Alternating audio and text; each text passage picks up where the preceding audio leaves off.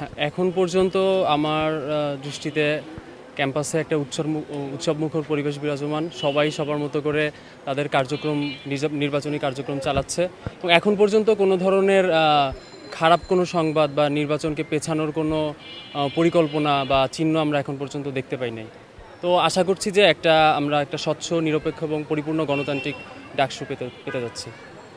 যদি প্রশ্ন ওঠে যে রাজনৈতিক দলগুলোর প্রভাব বিস্তার করা ডাকসুর মাধ্যমে ডাকসু যাদের পক্ষে যাবে বা যে রাজনৈতিক দলগুলো ডাকসুতে বেশি পদসংখ্যা মানে নির্বাচিত হবে, তো তারা যে একটা প্রভাব বিস্তার করবে এটা আমি মনে করি না। কারণ আমরা 5 আগস্টের আগে আমরা যে ধরনের একটা পরিবেশের ভেতর দিয়ে ছিলাম, প্রতিকূল পরিবেশের ভেতর দিয়ে শিক্ষার্থীরা যে তাদের ক্যাম্পাস লাইফটা পার করতো, সেটা যদি আবার পুনরাবৃত্তি হয় ডাকসুর মাধ্যমে, সেটা একদমই কাম্য নয়। এবং আশা করি যে কোনো রাজনৈতিক দলগুলোই এই এই ডাকসুর প্রভাবটা তাদের মানে দলীয়করণটা এটা করবে না।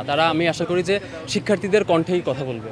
আমি মুক্তিযোদ্ধা জিয়াউর রহমান হলের একজন শিক্ষার্থী। আমার নাম অসিকুর রহমান জয়। আমি 19-20 সেশনের অ্যাকাউন্টিং ডিপার্টমেন্টে। আমার জিয়া হল সংসদের এজিএস সহ সাধারণ সম্পাদক প্রার্থী।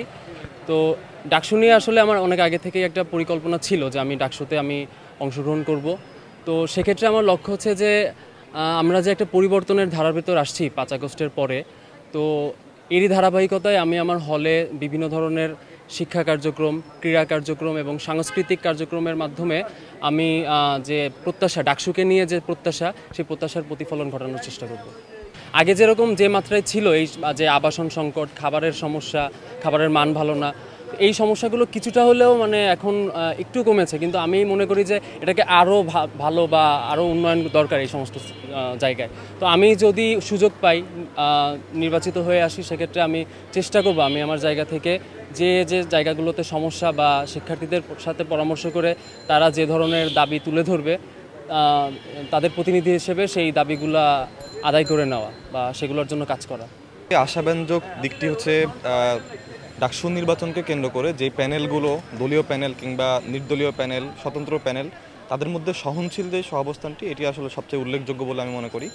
আর গণতান্ত্রিক যেই চর্চাটি বাংলাদেশে, আপনারা জানেন যে আমরা সকলেই জানি 1971-এর পর থেকে নিয়ে যে ডাকসুগুলো অনুষ্ঠিত হয়েছে, প্রত্যেকটা ডাকসুতেই কোনো না কোনো ভায়োলেন্সের শিকার শিক্ষার্থীরা হয়েছে এবং সেখানে কিন্তু মানে পারস্পরিক যেই কলহ সেটি ছিল। কিন্তু এবারের ডাকসুতে আমরা এখন পর্যন্ত দেখতে পাচ্ছি কোনো ধরনের এই অপরাজনীতি কিংবা আধিপত্যবাদের রাজনীতি, একটি দল অন্য দলের উপরে তাদের যে চড়াও হওয়ার মনোভাব, সেটি কিন্তু তারা এখন পর্যন্ত দেখায় নাই। এবং আমরা যদি বলি তাহলে খুব সম্প্রতি আমরা দেখতে পাচ্ছি যে ছাত্র দলের আবিদুল ইসলাম ভাই, যিনি হচ্ছে আপনার ভিপি পদে নির্বাচন করার ইচ্ছা প্রকাশ করেছেন, তিনি বাকশাসের আমাদের আবু বকর ভাইয়ের সঙ্গে এবং শিবিরের সাদিক কায়েম ভাইয়ের সঙ্গে তাদের সঙ্গে কিন্তু কোলাকুলি কিংবা তাদের আন্তঃসম্প্রীতির যে ব্যাপারটি, সেটি কিন্তু ফেসবুকে ইতিমধ্যে ভাইরাল হচ্ছে। তো এটি আসলে আমাদেরকে ইতিবাচক বার্তা দিচ্ছে।